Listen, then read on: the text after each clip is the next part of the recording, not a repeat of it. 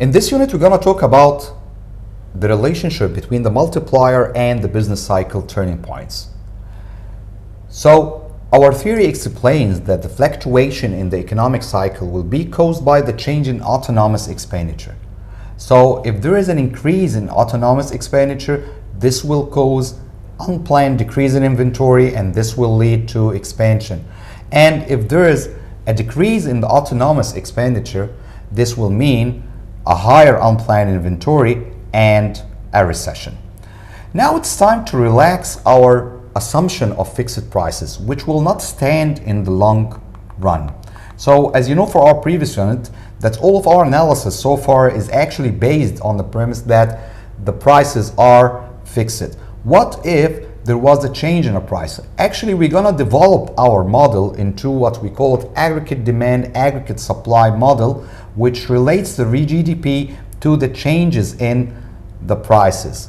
However, the multiplier was under the assumption that the prices are fixed. Let's see how we're gonna relate the two models. As you can see from our two panels, the upper panel is talking about the relationship between the real GDP and the aggregate planned expenditure, and in the lower panel we have the real GDP and the price level.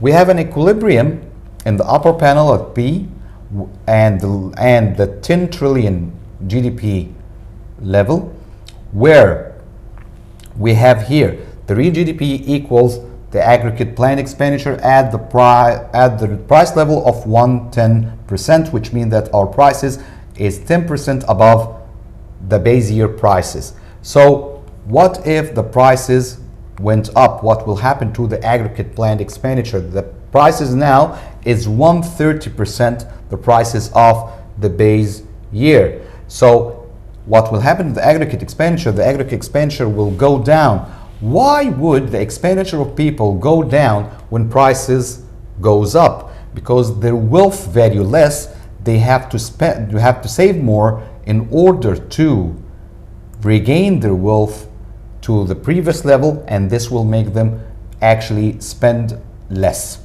So we will have here, so as the prices went up from 110 to 130, the aggregate expenditure went down and the GDP also went down to the level 9. So we can see in the lower panel that we have 2 points now, one at the price of 110% over the base year prices, and the second is at the price level of 120.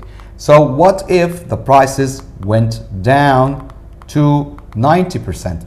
In this case, aggregate expenditure will go up as the wealth of people value will go up. They don't need to save more, they actually may be allured to save less, and the GDP would increase to 11. And we have the third point in the lower panel. By connecting the 2 points, we have ourselves with the aggregate demand curve relates the expenditure of people with the price level.